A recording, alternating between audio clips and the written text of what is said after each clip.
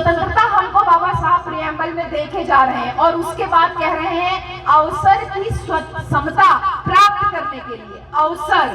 अवसर ये वही अवसर है जिसकी बात बाबा साहब हमको प्रियम्बल में भी कर रहे हैं और संविधान में भी देखे गए हैं। अवसर की समता, अवसर की समानता, ये कौन सा अवसर है? अवसर है आपको बराबरी पे लाने का, अवसर है अपने पसंद का प्रोफेशन चुनने का, अवसर दिया आपको अपनी पसंद का सब्जेक्ट पढ़ने के लिए, अवसर दिया आपको अपने पसंद के व्यक्ति से शादी करने के लिए, अवसर दिया बाबा साहब ने आपको अपनी पसंद का भोजन कराने के लिए।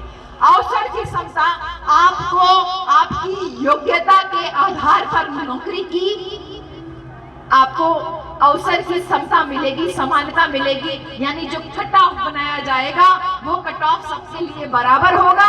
अवसर की क्षमता देने के लिए SC ST को 5% की छूट दी जाएगी, जिससे आप मुख्य धारा में आके जाओ।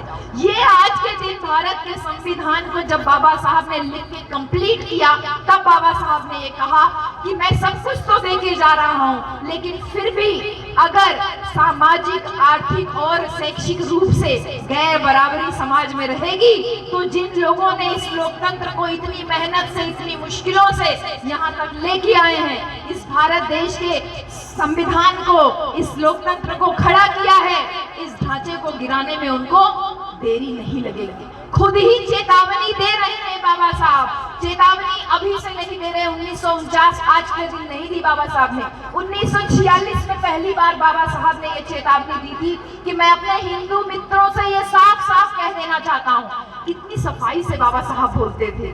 आज तो हम लोग थोड़ी सी बात पे बहुत अग्रेसिव हो जाते हैं, लेकिन कितना विरोध हो रहा था बाबा साहब का कि अल्लाह के नाम से शुरू करो, भगवान के नाम से शुरू करो, ईश्वर के नाम से शुरू करो। बाबा साहब कहे भारत के लोगों के नाम से शुरू होगा। फिर आगे विरोध हो रहा, आरक्षण नहीं दिया जाना चाहिए, ये नहीं देना। बाबा साहब ने कहा अवसर की समता है, सबको मिलना चाहिए और मैं व्यवस्था करूंगा। बोले औरतों को अधिकार नहीं मिलना चाहिए, बाबा साहब ने हिंदू कोड बिल लिख के तैयार किया, बोले इस्तीफा दे दूंगा लेकिन मैं औरतों को अधिकार दे करके रहूंगा। बार बार विरोध झेल रहे हैं, बार बार विरोध झेल रहे हैं और विरोध झेल करके वो उन लोगों को चेतावनी दे रहे हैं कि मैं अपने हिंदू मित्रों से, मित्र भी कह रहे हैं और हिंदू भी बोल रहे हैं, वो इसलिए कह रहे हैं क्योंकि हिंदू का मतलब ऊंच नीच, गैर बराबरी पे आधारित व्यवस्था, और साथ में मित्र इसलिए बोल रहे हैं कि शायद किसी दिन तुम्हारे मन में बुद्ध की बात पहुंच जाए और तुम हमको बराबर मानने लगो। तो ये वो मित्रों वाला मित्रों नहीं है, ये हिंदू मित्रों वाला मित्रों है, वो मित्रों वाला नहीं है।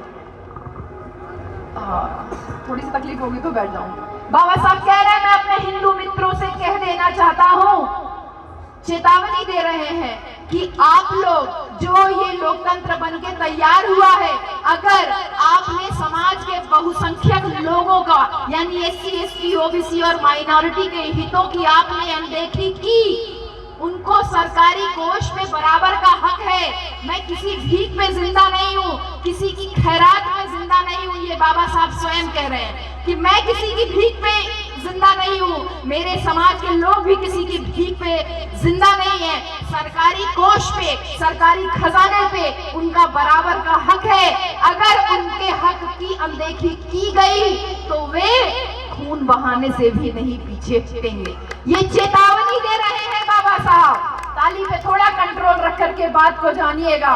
बाबा साहब कह रहे हैं ये तथाकथित ऊंची जाति के लोग अपना प्रभुत्व बनाए रखने के लिए झूठ बोलते हैं, आपको सामाजिक और शैक्षिक रूप से पीछे रखने के लिए षड्यंत्र करते हैं। देखिए बाबा साहब सामाजिक और शैक्षिक बात कर रहे हैं और बाबा साहब चेतावनी में भी वही बात कर रहे हैं कि आपको सामाजिक और शैक्षिक रूप से पीछे रखने के लिए ये साम दाम दंड भेद की नीति अपनाते हैं और यही रणनीति ये मुसलमानों के साथ में यानी अल्पसंख्यकों के साथ में भी अपनाते हैं कि उनका भी सामाजिक उत्थान और शैक्षिक उत्थान नहीं होना चाहिए। बहन जी, एकलव्य की कहानी तो आपने सुनी, लेकिन आधुनिक एकलव्यों की कहानी, आधुनिक द्रोणाचार्यों की कहानी महात्मा ज्योतिबा फूले ने हमको बताई।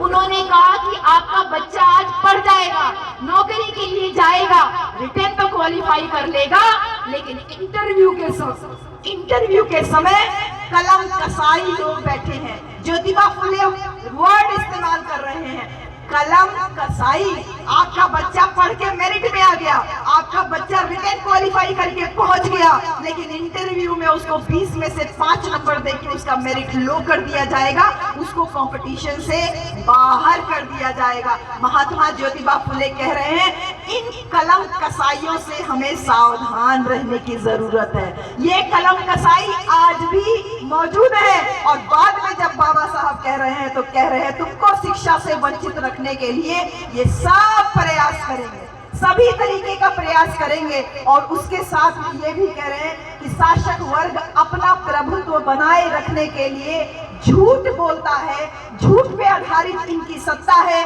अगर इनके झूठ का पर्दाफाश कर दीजिए तो इनकी झूठ पे आधारित सत्ता भर भरा के गिर जाएगी।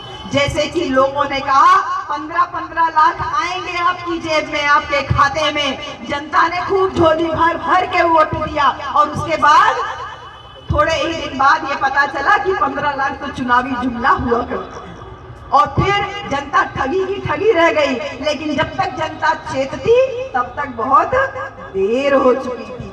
झूठ पे आधारित सत्ता है इनकी, पूरी तरीके से झूठ पे आधारित। और इसी झूठ का एक मजा तो अभी वर्ल्ड कप के फाइनल में आया, जबकि स्टेडियम का नाम तक आपने बदल दिया, लेकिन उसी स्टेडियम ने आप ही का नाम बदल दिया, बढ़िया नाम करके, पनौती नाम दे करके आपको वहां से विदा किया। तो ये बाबा साहब कह रहे हैं कि झूठ पे आधारित सत्ता है, इसको आप जितना ओपन करोगे उतना ज्यादा इनका किला जो है वो भर भरा के गिर जाएगा। और फिर बाबा साहब एक चेतावनी आपकी और हमारे लिए देते हैं, हमारे लिए और आपके लिए देते हैं। क्या कहते हैं?